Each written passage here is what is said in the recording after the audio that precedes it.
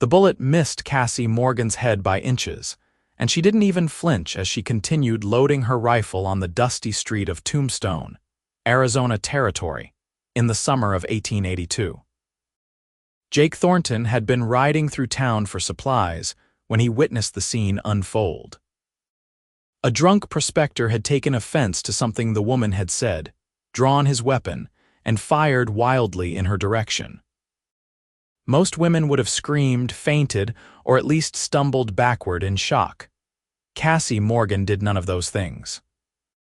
She simply turned her head slowly, assessed the threat with cool green eyes, and fired a single shot that sent the gun flying from the prospector's hand before he could squeeze off another round. "I suggest you sleep it off, Hendricks," she called out, her voice steady and commanding. "Next time I won't be aiming for the weapon." Jake sat frozen on his horse, watching as the woman calmly finished her business and walked toward the general store as if nothing had happened. She wore practical clothing, dark trousers and a worn leather vest over a simple cotton shirt, her auburn hair braided down her back. She moved with purpose, every step deliberate, and Jake found himself unable to look away. He had been a cowboy for 12 years, since he was 18 years old, working ranches from Texas to Montana.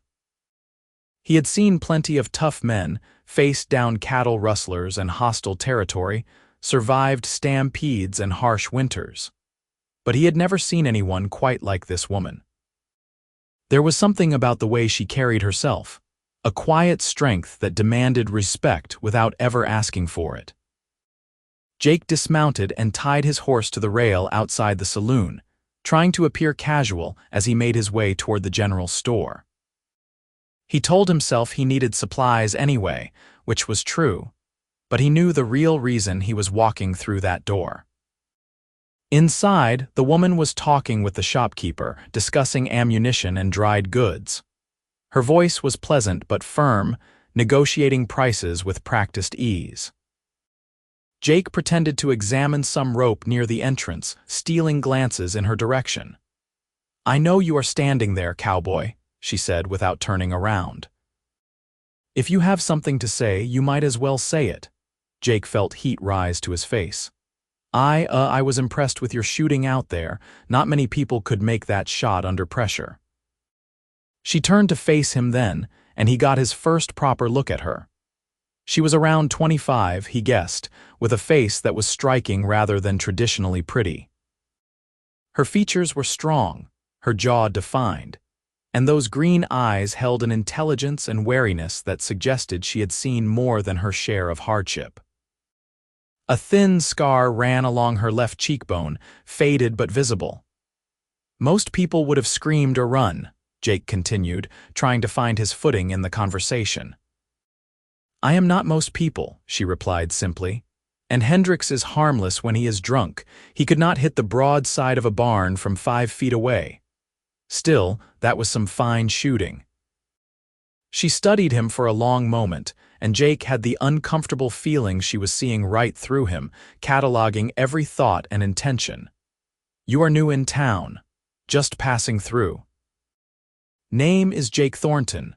I work the cattle ranches wherever they need hands. Cassie Morgan. I run a small ranch about 10 miles north of here." She turned back to the shopkeeper. "Put it on my account, Henry. I will settle up at the end of the month." "Now, Cassie, you know I cannot keep extending credit," Henry said, wringing his hands nervously. "And you know I always pay my debts," she replied, her tone brooking no argument. "Has there ever been a time I have not made good on what I owe?" Henry sighed. "No, I suppose not. But times are tough for everyone." Jake saw something flicker across Cassie's face then, a brief moment where the mask slipped and he glimpsed worry beneath the confidence. It was gone in an instant, replaced by that same steady determination. "I need someone who can handle cattle and is not afraid of hard work," she said, still looking at Henry but clearly addressing Jake. "Pay is fair, food and board included. If you are looking for work, be at the North Trail at dawn tomorrow." Before Jake could respond, she gathered her packages and walked out of the store, leaving him standing there with his mouth half open. "You would do well to take that job," Henry said quietly. "Cassie Morgan is the most honest person I know. She has had a rough time of it, but she never complains, never makes excuses. What you see is what you get with her." "What kind of rough time?" Jake asked. Henry shook his head. "That is her story to tell, not mine, but I will say this, she has earned every bit of respect she commands in this town and then some." Jake thought about it for all of 5 minutes before he knew he would be on that trail at dawn. Something about Cassie Morgan had gotten under his skin in the brief minutes he had known her. It was not just her beauty or her skill with a gun.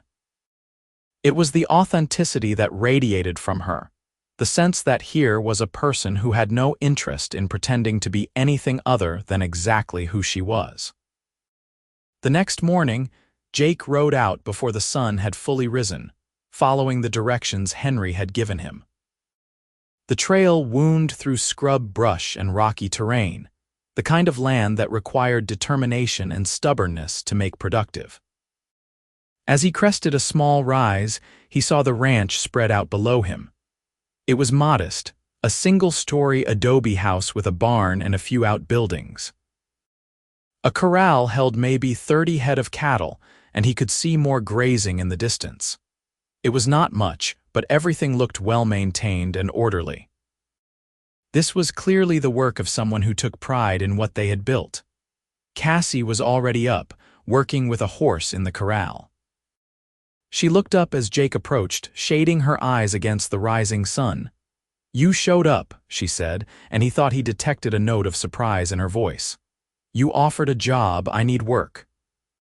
She studied him again with that penetrating gaze.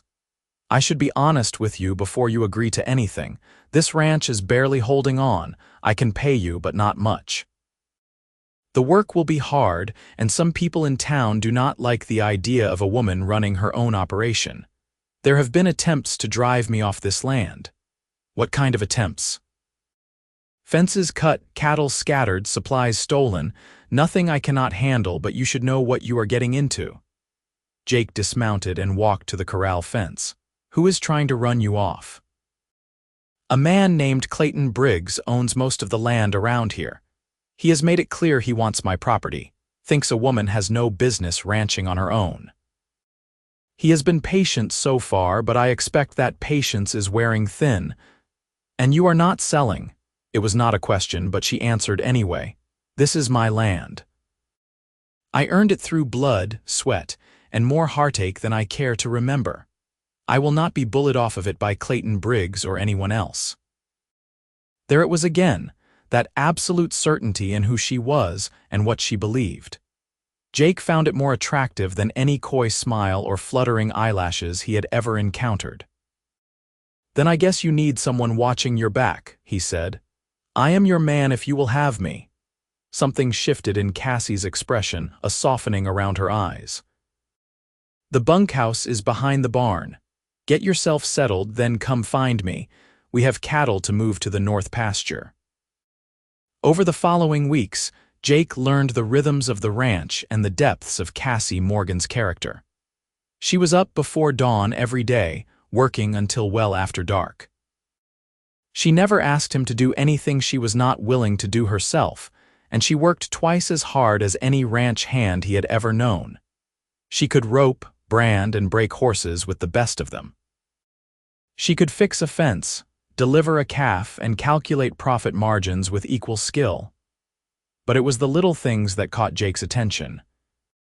The way she always made sure he had enough to eat, even if it meant she took a smaller portion. The gentleness with which she treated the animals, speaking softly to nervous horses and checking on sick cattle in the middle of the night. The quiet pride she took in the land, the way she would sometimes stand on the porch at sunset and just look out over the property with a small, satisfied smile. She never complained, never made excuses when things went wrong, and never pretended to know something she did not. If she was unsure about the best way to handle a situation, she said so plainly. If she made a mistake, she owned it immediately and worked to fix it. There was no artifice to her, no game playing or manipulation. What you saw was what you got, just as Henry had said. Jake found himself falling for her a little more each day. One evening, about a month after he had started working for her, they were sitting on the porch after a long day of mending fences. Cassie had made a simple dinner of beans and cornbread, and they ate in companionable silence as the sun set over the desert hills. "Can I ask you something?" Jake said finally. "You just did," Cassie replied, but there was humor in her voice. "How did you end up out here on your own?" The humor faded from her face, but she did not look away or change the subject. "I was married. My husband, Thomas, and I bought this land together 5 years ago. We had dreams of building something, raising a family, making a real life for ourselves. He was a good man, honest and hardworking." She paused, staring out at the horizon. 3 years ago, there was a dispute over water rights with Clayton Briggs. Thomas went to talk to him to try to work something out peacefully. There was a fight. Briggs claimed it was self-defense that Thomas drew on him first. The sheriff believed Briggs because he has money and influence. Thomas did not. Jake felt anger rise in his chest, and they let him get away with it. They did. "I thought about leaving then, selling the ranch and starting over somewhere else. But this land was Thomas's dream as much as mine. Leaving would have felt like betraying him. So I stayed, and I learned to be tougher than I ever thought I could be. I learned to shoot better than most men, to fight when I had to never show weakness because weakness is an invitation for people like Briggs. That is why you never flinched when Hendricks shot at you." She nodded. "I have faced down worse than a drunk prospector. If I had shown fear, if I had reacted the way people expected a woman to react, word would have spread. Briggs would have seen it as proof that I cannot handle this ranch, that I should sell to him and move on. I cannot afford to show fear, Jake. I cannot afford to pretend to be some delicate flower who needs protecting. I have to be exactly what I am, as tough as I need to be to survive." Jake reached over and gently took her hand. She stiffened for a moment, then relaxed, letting him hold it. "You do not have to do it alone anymore," he said quietly. "I am here and I am not going anywhere." She turned to look at him, and he saw vulnerability in her eyes for the first time. "Why? You could find work anywhere. You do not owe me anything." "Because I admire the hell out of you, Cassie Morgan. Because in all my years of drifting from place to place, I have never met anyone as genuine as you. You do not play games, you do not put on airs, and you do not pretend to be anything other than who you are. That is rarer than gold and more valuable." "I do not know how to be any other way," she said softly. "I know, that is what I love about you." The words were out before Jake could stop them, hanging in the air between them. Cassie's eyes widened slightly, and he saw her throat work as she swallowed. "Jake, I am not asking for anything," he said quickly. "I just needed you to know. You are the toughest, most remarkable woman I have ever known, and I am falling in love with you. If you do not feel the same way, that is all right. I will still be here, still work this ranch with you, still have your back, but I could not keep it to myself anymore." For a long moment, Cassie said nothing. Then, slowly, she squeezed his hand. "I have not let myself feel anything for anyone since Thomas died," she said. "It hurt too much to lose him, and I told myself I would never put myself through that again. But you have made it very difficult to keep that promise to myself. You are kind and honest, and you treat me like a partner instead of something fragile that needs protecting. You see me, really see me, and you do not ask me to be anyone other than who I am." "Is that a good thing?" Jake asked, hope rising in his chest. "It is a terrifying thing," she replied. "But yes, it is good. I think I am falling in love with you too, Jake Thornton. I did not plan on it, did not want it, but here we are." Jake felt like he could not breathe. "Here we are," he echoed. She leaned over and kissed him then, a gentle press of lips that sent electricity through his entire body. When she pulled back, she was smiling, a real smile that transformed her entire face. "We should probably get some sleep," she said. "Tomorrow will be another long day." Every day is a long day on a ranch, true enough. But neither of them moved. They sat there on the porch, hands intertwined, watching the stars emerge in the darkening sky. Jake felt a contentment he had never experienced before, a sense of belonging that had eluded him his entire adult life. The peace did not last long. 2 days later, Jake was riding the north pasture when he spotted riders approaching. There were 6 of them, and from the way they moved, he knew immediately this was not a friendly visit. He spurred his horse back toward the ranch house, hoping to reach Cassie before they did. He made it with minutes to spare. Cassie was in the barn, and she emerged when she heard him ride up fast. "Trouble," he said, dismounting quickly. "6 riders coming from the north. They do not look friendly." Cassie's expression hardened, and she immediately went into the house, emerging moments later with her rifle and a gun belt strapped around her waist. That would be Briggs and his men. "Stay close, but let me do the talking." The riders arrived in a cloud of dust, spreading out in a loose semicircle in front of the house. The man in the center was clearly Clayton Briggs. He was in his mid-40s, well-dressed for the territory, with cold blue eyes and a cruel set to his mouth. "Miss Morgan," he said, tipping his hat mockingly. "I thought I would pay you a visit, see how you are managing out here all alone." "I am not alone," Cassie replied evenly, "and I am managing just fine, as you can see." Briggs looked at Jake dismissively. "One hired hand does not change much. This is hard country, Miss Morgan, too hard for a woman on her own. I am prepared to make you a very generous offer for your land, more than generous, actually. I have told you before my land is not for sale. Everything is for sale at the right price. I am offering you a chance to walk away with money in your pocket and your pride intact. If you keep refusing, well, accidents happen out here. People get hurt, property gets damaged. It would be a shame if something happened to you or your new friend here." Jake felt his hand move toward his gun, but Cassie shot him a warning glance. She stepped forward, her rifle held casually but ready. "Are you threatening me, Briggs? I am stating facts. This land should be mine. You are sitting on a prime water source, and I need that water for my cattle. Be reasonable." "Reasonable would have been not murdering my husband," Cassie said, her voice cold as ice. "Reasonable would have been respecting the legal boundaries of my property. You want my land because you are greedy, not because you need it. You have plenty of water, you just want more."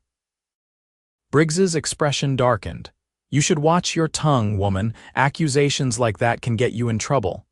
Truth is not an accusation." The tension was thick enough to cut with a knife. Jake's heart was pounding, but he kept his expression neutral, his body language relaxed. He had been in enough dangerous situations to know that showing fear or aggression right now would only escalate things. "I am going to give you 1 week to reconsider my offer," Briggs said finally. 1 week, Miss Morgan. After that, I cannot guarantee your safety or the safety of your property. Think carefully about your choice." He wheeled his horse around, and his men followed suit. They rode off at a gallop, leaving dust and the implicit threat hanging in the air. As soon as they were out of sight, Jake turned to Cassie. "We need to get the sheriff involved." She laughed bitterly. "The sheriff is in Briggs's pocket. He will not help us. We are on our own. Then we need more help. Hired guns, other ranchers, something." "I do not have money for hired guns, and most of the other ranchers are too afraid of Briggs to stand up to him. The few who might help are too far away to be of use if something happens quickly." Jake ran a hand through his hair, frustration and worry warring in his chest. "There has to be something we can do." Cassie set her rifle down and took both of his hands in hers. "We do what we have been doing. We work hard, we stay alert, and we do not give him an excuse to come after us directly. If he does something illegal, something I can prove, then I can go over the sheriff's head to the territorial governor. But until then, we hold our ground. That is a dangerous game. Living is a dangerous game out here, but I am not running, Jake. I am not letting him win. He pulled her close, wrapping his arms around her. She resisted for just a moment, then melted into the embrace, resting her head against his chest. We will figure this out, he murmured into her hair. I promise you, we will figure this out. The next week was tense. Jake and Cassie worked the ranch during the day, but they took turns standing watch at night. They saw riders in the distance a few times, always too far away to identify but close enough to send a clear message. Briggs was watching, waiting for his deadline to expire. On the 6th day, Jake rode into town for supplies. He was loading sacks of grain onto his horse when he noticed a man watching him from across the street. The man was older, maybe 60, with silver hair and weathered features. He wore a marshal's badge on his vest. Jake finished loading his supplies, then walked over to the man. "Can I help you with something?" "You are the fellow working for Cassie Morgan," the marshal said. It was not a question. "I am. Name is Tom Garrett. I am a U.S. Marshal, passing through on other business, but I heard about the situation between Miss Morgan and Clayton Briggs, and it interests me." Jake felt a flicker of hope. "Briggs has been threatening her, trying to force her off her land. He killed her husband 3 years ago, and the local sheriff did nothing about it." Garrett nodded slowly. "I know about that case. I know a lot about Clayton Briggs. He has been suspected of all manner of crimes, from rustling to claim-jumping to murder. But he is smart, covers his tracks well, and has enough money to buy cooperation from local law enforcement. I have been looking for a way to bring him down for a long time. Can you help us?" "Maybe. If Briggs makes a move against Miss Morgan, especially if he does it in the next day or two while I am still in the area, I would have jurisdiction to intervene." "Federal law trumps local corruption." Jake felt hope surge through him, "so we need to bait him into making a move." "I did not say that," Garrett said quickly. "What I said is that if he makes a move, I can help. I am not suggesting you put Miss Morgan or yourself in danger deliberately. But if we could get him to show his hand, get proof of what he is doing, you could arrest him." Garrett looked at him for a long moment. "You care about her. I love her. Then be careful. Men like Briggs are dangerous, especially when they feel cornered. Do not do anything stupid." Jake rode back to the ranch, his mind spinning with possibilities. He found Cassie in the corral, working with a young colt. She looked up as he approached, and he saw the question in her eyes. "There is a U.S. Marshal in town," he said, dismounting quickly. "His name is Tom Garrett, and he has been investigating Briggs for years. He says if Briggs makes a move against you, especially in the next couple of days, he can intervene." Cassie's eyes widened. "That could change everything." "It could, but Garrett also said we should not do anything to deliberately provoke Briggs. It is too dangerous." "Tomorrow is the deadline Briggs gave me," Cassie said slowly. "He will come here, probably with his men, expecting me to either sell or be intimidated into selling. What if we make sure Marshal Garrett is nearby when that happens? What if he witnesses whatever Briggs tries to do? That is risky. Everything about this situation is risky. But if we can finally get justice for Thomas, if we can stop Briggs from doing to other people what he has done to me, is it not worth the risk?" Jake wanted to argue, wanted to insist they find another way. But he knew Cassie was right. This might be their only chance to end the threat that had been hanging over her for 3 years. "All right," he said finally. "But we do this smart. We set up somewhere defensive, somewhere Garrett can observe from a hidden position, and at the first sign of real violence we get out of there." They spent the rest of the day preparing. Jake rode back to town and found Marshal Garrett, explaining the plan. The marshal was reluctant. but agreed to be in position the next day, hidden on a rise overlooking the ranch house where he could see and hear everything that transpired. That night, Jake and Cassie sat on the porch again watching the stars. Neither of them slept much. They talked about everything and nothing, sharing stories from their pasts, dreams for the future, fears and hopes. As dawn approached, Cassie took Jake's hand. "If something goes wrong today," she said quietly, "nothing is going to go wrong." "If something goes wrong," she insisted, "I want you to know that these past few months have been the happiest I have had since Thomas died. You have reminded me that it is possible to trust again, to open my heart again. Whatever happens, I do not regret any of it." Jake leaned in and kissed her, pouring all his love and fear and determination into that kiss. When they pulled apart, he rested his forehead against hers. "Nothing is going to go wrong," he repeated. "We are going to get through this, and then we are going to build a life together on this land. That is a promise." The sun rose slowly, painting the desert in shades of gold and amber. Jake took up a position by the barn, rifle in hand, while Cassie stood on the porch. They did not have to wait long. Briggs arrived with 8 men this time, more than before. They rode in fast and aggressive, circling the ranch house like predators. Briggs dismounted, and Jake noticed he was wearing a gun low on his hip, the holster tied down like a gunfighter's. "I assume you have had time to reconsider my offer, Miss Morgan," Briggs called out. "My answer is the same as it has always been." "No," Briggs smiled, but there was no humor in it. "That is disappointing. I was hoping you would be sensible." "Now I am afraid we have to do this the hard way." "And what way is that exactly?" Cassie asked, her voice carrying clearly across the yard. Jake knew she was speaking loudly on purpose, making sure Marshal Garrett could hear every word. "The way where you have an unfortunate accident. Where your barn catches fire, maybe, and you and your hired hand perish trying to save your stock. Tragic, really, but these things happen. You are threatening to murder us." "I am explaining how things work in this territory. I make an offer, people accept, and everyone walks away happy. If they do not accept, well, sometimes nature takes its course." "Like it did with my husband," Briggs's expression hardened. "Your husband was a fool who could not accept reality. He drew on me, and I defended myself. If you are smart, you will not make the same mistake. You murdered him in cold blood. Prove it." The standoff stretched out, tension ratcheting higher with each passing second.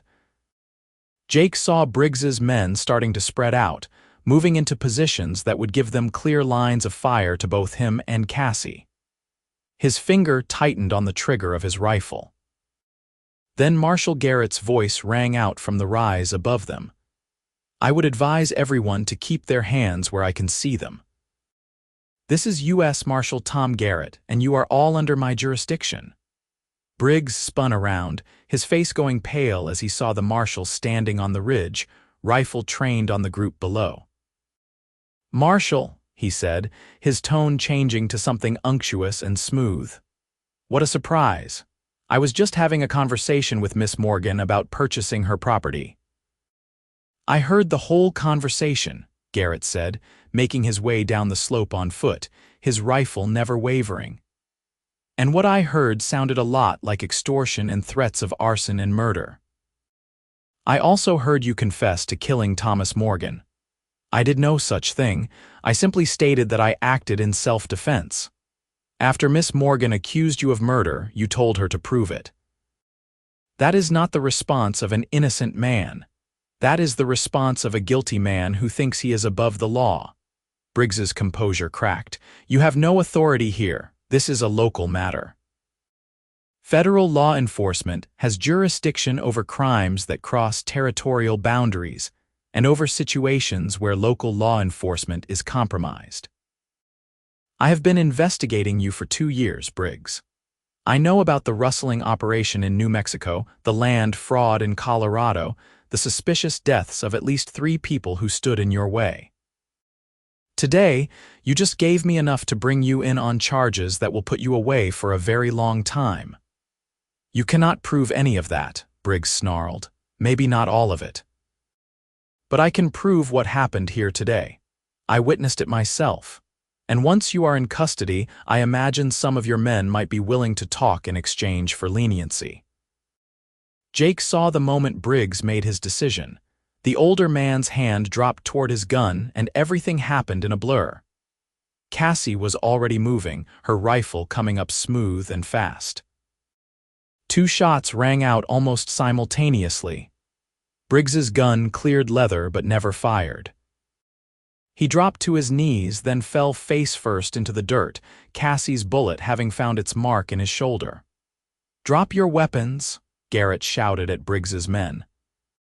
"Drop them now or face federal charges." One by one, the hired guns complied, raising their hands above their heads. They were tough men, but they were not stupid.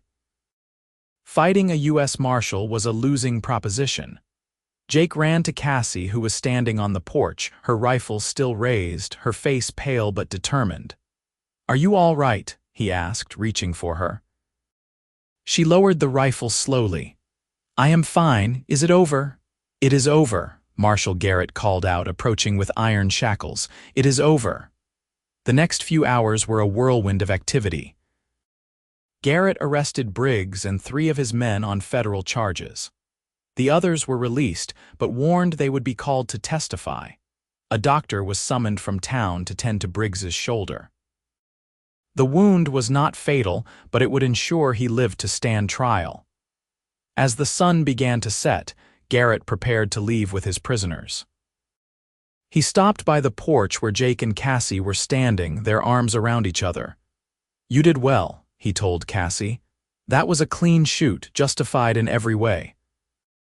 Briggs drew first and you defended yourself and your property." "Thank you, Marshal," Cassie said quietly, "for everything. Thank you for giving me the opportunity to finally bring him in. I have been after Clayton Briggs for a long time. This is not just about your husband, though that matters a great deal. This is about stopping a predator who has been terrorizing this territory for years." He tipped his hat and mounted his horse, leading the string of prisoners back toward town. Jake and Cassie watched them go, neither speaking until they had disappeared from view. "I cannot believe it is really over," Cassie whispered. "Believe it. You are free now. The ranch is yours, free and clear, and no one is going to threaten you again."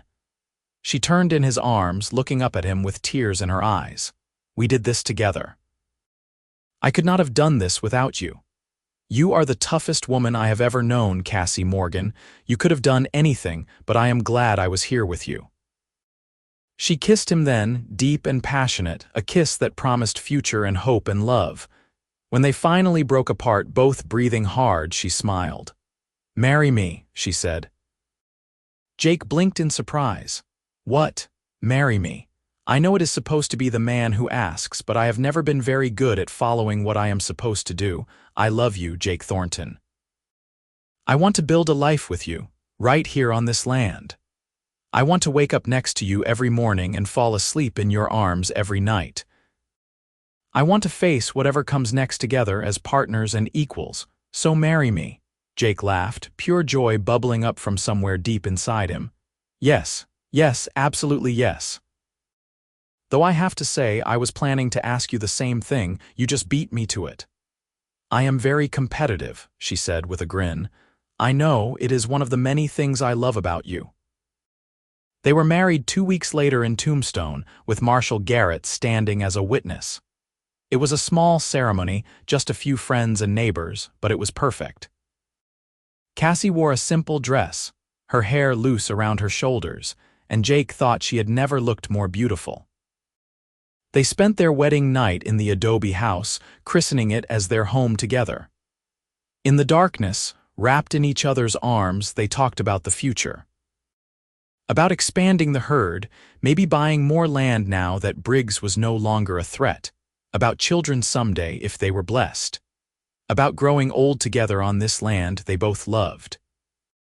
"I never thought I would feel this way again," Cassie murmured against Jake's chest. I thought I had used up my chance at happiness with Thomas. But you showed me it is possible to love again, to trust again. You never asked me to be anything other than who I am. How could I? Jake replied, stroking her hair. Who you are is extraordinary. You are tough and strong and honest. You never pretend, never put on airs. You face life head-on with courage and grace. That is who I fell in love with. Why would I ever want you to change? Some men would be intimidated by a woman like me. Some men are fools, she laughed softly. I am not always easy to live with. I am stubborn and independent. I do not always ask for help when I need it. I am stubborn too, and I love that you are independent. It means when you choose to share your life with me, I know it is because you want to, not because you need to. That matters, Cassie. It matters a great deal. She propped herself up on one elbow, looking down at him in the moonlight streaming through the window. How did I get so lucky to find you? I think I am the lucky one. I spent years drifting, never feeling like I belonged anywhere. Then I saw you not flinch when a bullet nearly took your head off, and I knew I had found something special. Someone special. You saw me at my most typical, she said with a smile. Just another day in Tombstone. That is what I mean. Most people would have made a big deal out of it, would have played it up for sympathy or attention. You just handled it and moved on, like it was nothing. That is when I knew you were different from anyone I had ever met. They made love again, slow and tender, relearning each other's bodies and hearts. Afterward, they lay tangled together, neither wanting to let go. The months that followed were the happiest of both their lives. They worked the ranch together, building it up slowly but steadily. The cattle herd grew, and they added horses, breeding quality stock that earned them a good reputation in the territory. Money was still tight, but they were making it work. Marshal Garrett sent word that Clayton Briggs had been convicted on multiple federal charges and sentenced to 20 years in prison. The trial had uncovered even more evidence of his crimes, and several of his former associates had turned on him to save themselves. Justice had finally been served. Cassie took the news quietly, standing on the porch and looking out over the land. Jake came up behind her, wrapping his arms around her waist. How do you feel? He asked. Relieved, she said after a moment. I thought I would feel more satisfaction or triumph or something, but mostly I just feel relieved that it is over. Thomas can rest now, knowing his killer was brought to justice, and we can move forward without that shadow hanging over us. To new beginnings, Jake said. To new beginnings, she echoed. As winter approached, Cassie discovered she was pregnant. She told Jake on a cold December evening, nervous about his reaction. They had not specifically talked about children, and she was not sure if he was ready for that responsibility. She need not have worried. Jake's face lit up with such pure joy that she felt tears spring to her eyes. Really, we are going to have a baby. Really, I am maybe 2 months along, I think. Are you happy? He picked her up and spun her around, laughing. Happy, Cassie, I am thrilled. We are going to be parents. Put me down, you crazy man, she said, but she was laughing too. You will make me dizzy. He set her down gently, then immediately dropped to his knees, pressing his ear to her still flat stomach. Hello in there, little one. This is your papa. I want you to know you have the most amazing mother in the world. She is brave and strong and honest, and she is going to teach you to be all of those things too. Cassie ran her fingers through his hair, overcome with emotion. She had not expected this, had not dared to hope for a second chance at the family she had lost. But here it was, growing inside her, a new life born of love and perseverance. The pregnancy was not easy. Cassie refused to slow down at first, insisting on continuing her usual work. It took Jake and the elderly doctor from town teaming up to convince her that she needed to be more careful. This is not about being weak, the doctor told her firmly. This is about being smart. You are growing a human being. That takes energy and resources. If you work yourself to exhaustion, you risk the baby and yourself. Reluctantly, Cassie agreed to scale back. It went against every instinct she had, every lesson she had learned about never showing vulnerability. But Jake was there to remind her that taking care of herself and their child was not weakness. It was strength of a different kind. "You are still the toughest woman I know," he told her when she fretted about not pulling her weight on the ranch. "Taking care of our baby, growing this new life, that is the toughest job there is. Let me handle the ranch work. You focus on our child." Their son was born on a blazing hot day in July of 1883. The labor was long and difficult, and Jake wore a path in the floorboards, pacing outside the bedroom while the doctor and a midwife attended to Cassie. When he finally heard the baby's first cry, he nearly collapsed with relief. The midwife emerged, smiling. "You have a son, Mr. Thornton, a big, healthy boy. And your wife is doing well, though she is exhausted." Jake rushed into the room to find Cassie propped up on pillows, her hair damp with sweat, holding a tiny bundle wrapped in a soft blanket. She looked up at him with tired eyes and the most beautiful smile he had ever seen. "Come meet your son," she said softly. Jake approached slowly, almost reverently. He looked down at the baby, taking in the tiny features, the shock of dark hair, the little fists waving in the air. Emotion threatened to overwhelm him. "He is perfect," Jake whispered. "You are perfect. I love you so much." "I love you too. What should we name him?" They had discussed names but never settled on anything. Now, looking at his son, Jake knew exactly what felt right. "Thomas," he said quietly. "After your first husband, he should be remembered, honored. He was part of bringing you to this land, and without that, we never would have met." "Does that feel right to you?" Cassie's eyes filled with tears. "Thomas Jacob Thornton, yes, that feels exactly right." Little Thomas was a fussy baby at first, keeping them both up most nights. But they took it in stride, taking turns walking the floor with him, singing songs and telling stories. Cassie nursed him with a fierce determination, even when it was painful and difficult. She was as committed to motherhood as she was to everything else, refusing to do anything halfway. Jake watched her with their son and fell even more deeply in love. The tenderness she showed the baby, the patience and care. It was a side of her she rarely let the world see. But it had always been there, beneath the tough exterior she needed to survive in a harsh world. As Thomas grew from infant to toddler, the ranch continued to thrive.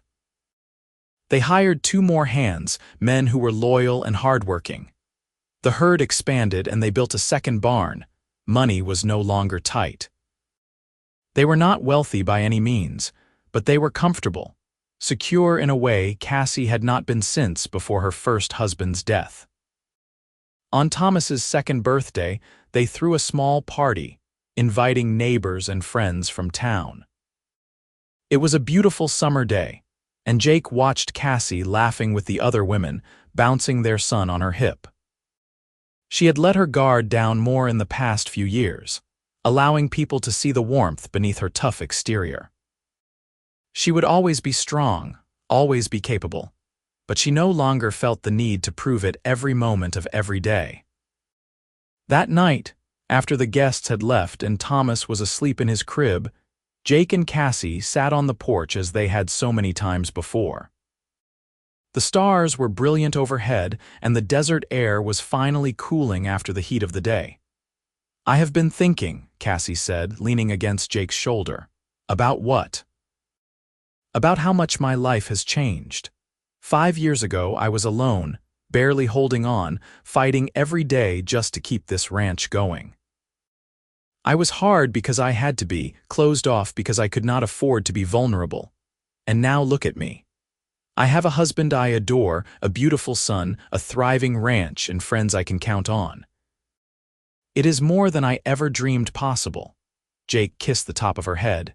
"You deserve every bit of it. You never gave up, never compromised who you were. You fought for this life and you won." "We won," she corrected. I could not have done any of this without you. You saw me for who I really was, not who I pretended to be, because I never pretended with you.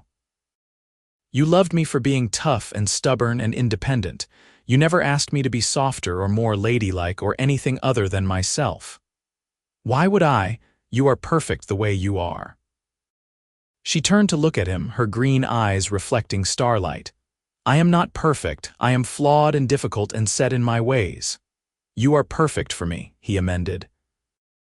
"Everything about you, all the parts you think are flaws, those are the things I love most. Your stubbornness means you never give up. Your toughness means you can weather any storm. Your independence means you choose to be with me, not because you need me, but because you want me. How could I not love that? You always know what to say. I only speak the truth.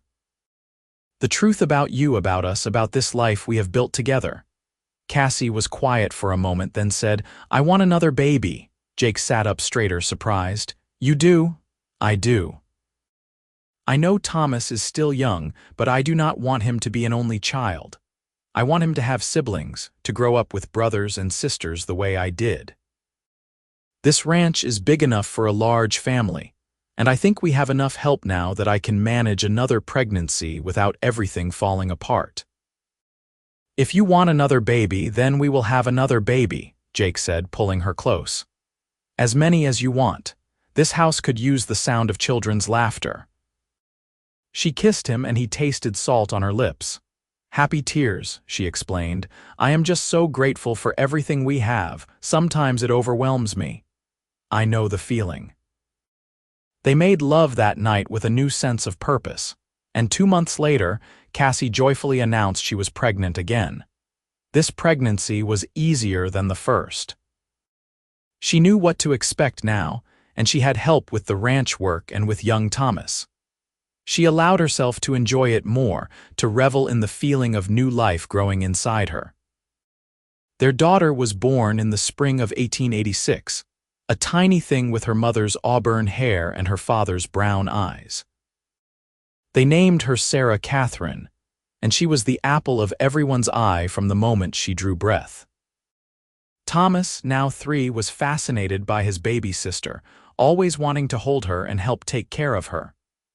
The years flowed by like water, each season bringing new challenges and joys. Thomas grew into a serious, thoughtful boy who loved the ranch and the animals.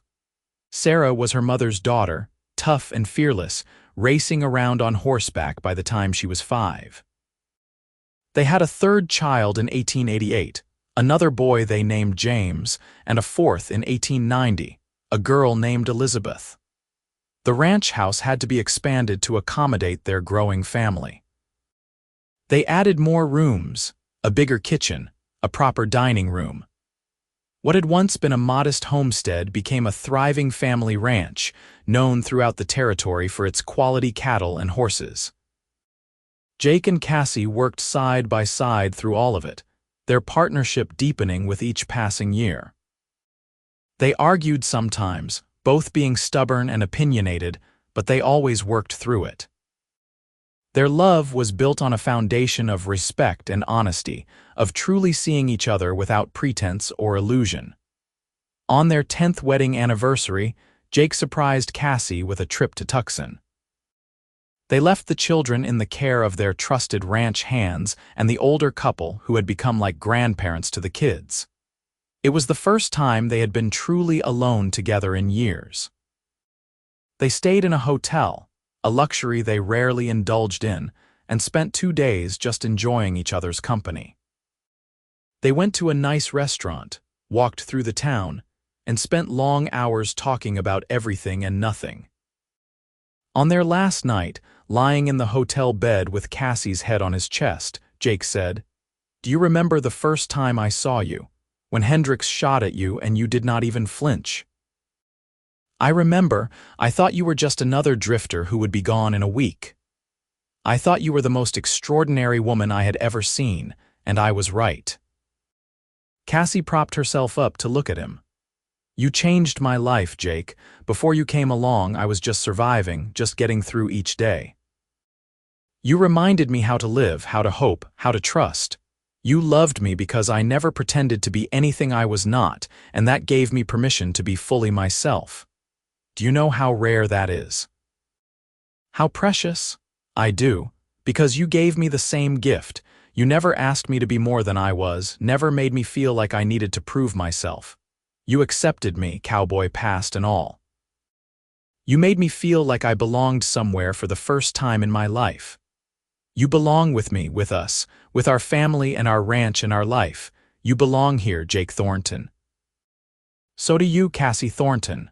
This is our land, our legacy. We built this together from nothing through sheer determination and love. And we are going to leave it to our children, proof that it is possible to build something real and lasting. They made love slowly, savoring each touch, each kiss. After 10 years of marriage, they knew each other's bodies intimately, knew how to bring each other pleasure. But it was more than physical. It was a reaffirmation of their commitment, their love, their partnership. When they returned to the ranch, the children rushed to greet them, talking over each other in their excitement. Jake scooped up Sarah and Elizabeth, while Cassie hugged Thomas and James. Looking around at their family, at the ranch they had built, at the life they had created together, Jake felt a profound sense of contentment. This was what he had been searching for all those years ago when he had been drifting from place to place. This sense of home, of belonging, of purpose. And he had found it in the most unlikely place, with the toughest woman he had ever known. The years continued to pass. Their children grew, learned to work the ranch, went to the small school in Tombstone. Thomas, the eldest, showed a real talent for breeding and training horses. Sarah could rope and ride as well as any hand they employed. James was quiet and thoughtful, with a head for numbers that helped with the ranch accounts. Elizabeth was the youngest and wildest, constantly getting into mischief, but with a heart as big as the territory itself. In 1895, when Thomas Jr. was 12 and starting to test his independence, he asked Jake how he and Cassie had met. They were mending fence together, just the two of them, and Jake took the opportunity to tell his son the story. "I saw your mother on the street in Tombstone," Jake said, hammering in a post. "A drunk man shot at her and she did not even flinch, just calmly shot the gun out of his hand and went about her business." Thomas's eyes widened. "Really, Mother did that?" "She did. That was when I knew she was someone special. She was tough and capable, but more than that, she was real. She never pretended to be something she was not. She never played games or put on airs. What you saw was what you got, and what I saw was the most remarkable woman I had ever encountered." "Is that why you fell in love with her?" Jake considered the question carefully. "Part of it, yes. But I fell in love with her because of who she was beneath all that toughness. Because she was kind and fair and honest. Because she had been through terrible things and survived them without becoming bitter or cruel. Because she worked harder than anyone I had ever met and never complained or made excuses. And because when she looked at me, I felt like she really saw me, all of me, and accepted what she saw." "She is pretty amazing," Thomas agreed. "She is, and so are you, all of you kids. You have her strength and honesty. I am proud of all of you." Thomas was quiet for a moment, then said, "I want to find someone like that someday, someone real who does not pretend." "You will," Jake assured him, "and when you do, hold on to them. Real love, the kind built on honesty and respect, that is rarer than gold. Your mother and I, we have something special, and I want all of you to have that too when the time is right." That evening, Jake told Cassie about the conversation. She smiled, that soft smile she reserved for private moments with her family. "He is growing up so fast," she said. "They all are. Sometimes I look at them and wonder where the time went." "I know. But we have done well by them, Cassie. They are good kids, strong and honest just like their mother. And kind and loyal just like their father." They stood on the porch, watching the sunset paint the desert in shades of orange and purple. It was a view they had seen thousands of times, but it never got old. This land, this life, it was everything they had fought for and dreamed of. As the years rolled into the new century, the ranch continued to prosper. Their children grew into young adults, each finding their own path. Thomas took over more and more of the ranch operations, showing a natural leadership that made both his parents proud. Sarah married a young rancher from a neighboring property, a man who respected her independence and strength. James went to study law in Phoenix, determined to fight the kind of corruption and injustice that had once threatened his mother. Elizabeth stayed close to home, helping manage the growing horse breeding operation. Through it all, Jake and Cassie remained the heart of the family.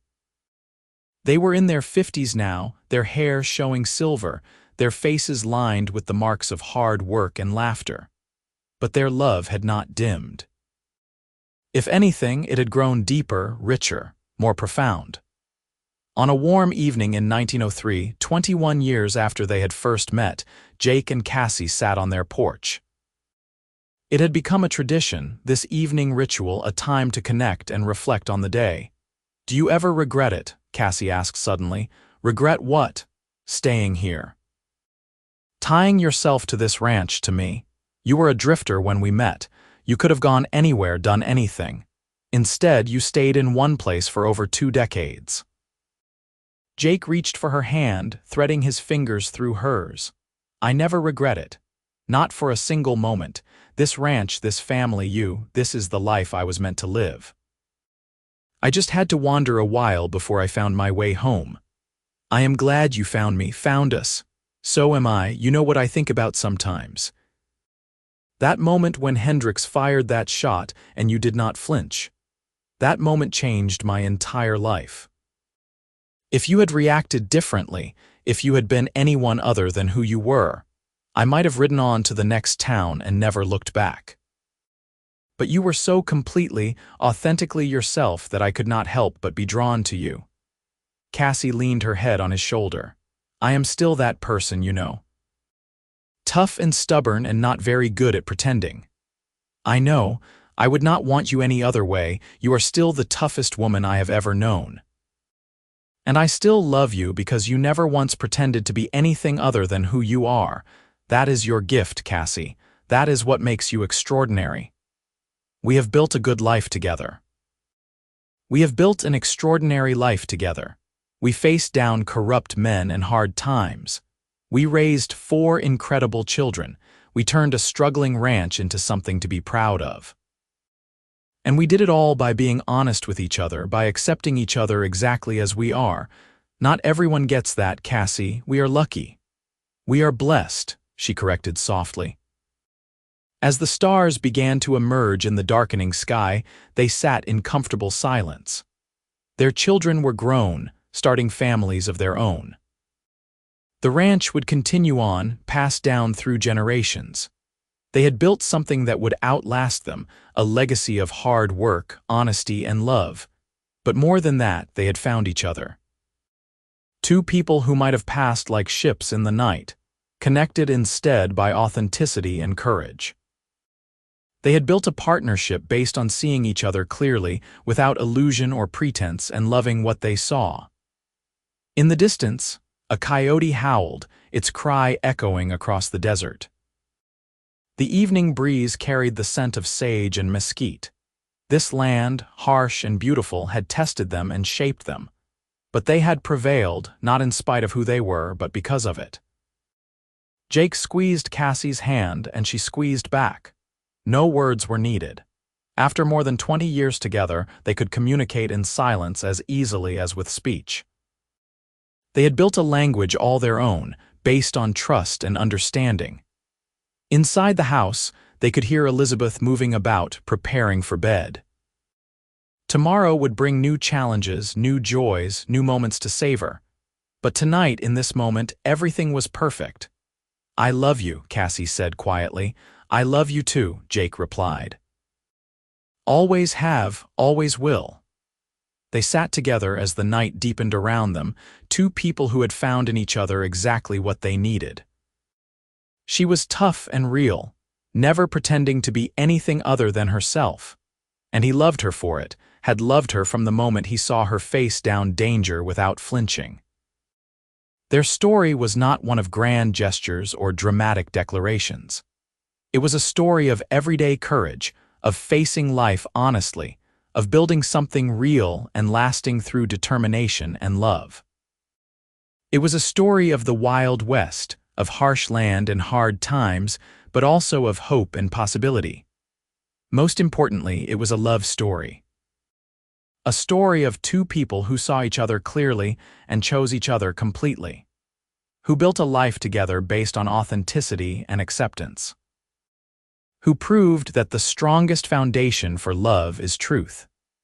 As they finally rose to go inside, Jake took one last look at the land stretching out before them. This ranch, this life, it was their monument to what could be achieved when two people refused to pretend, refused to compromise who they were. He followed Cassie into the house, closing the door behind them. Tomorrow would come soon enough, bringing with it all the joys and challenges of their life together. But tonight, they had each other, and that was more than enough. The tough woman and the cowboy who loved her had built something beautiful in the Arizona desert. They had faced down adversity, raised a family, and created a legacy that would endure long after they were gone. And they had done it all by being exactly who they were, never once pretending. It was, Jake thought as he climbed into bed beside his wife of 21 years, the greatest love story he had ever known. Not because it was easy or perfect, but because it was real. As real as the woman beside him, as real as the land beneath them, as real as the love that had sustained them through everything. Cassie nestled into his arms, and Jake held her close, grateful beyond words for the day he had ridden into Tombstone and seen her standing on that dusty street. Grateful for every moment since, for every challenge they had faced together, for every joy they had shared. "Good night, my love," Cassie whispered. "Good night," Jake replied, kissing her forehead. And as they drifted off to sleep, two people who had found their home in each other, the stars continued their eternal dance above the Arizona desert, witnessing the quiet triumph of love built on truth.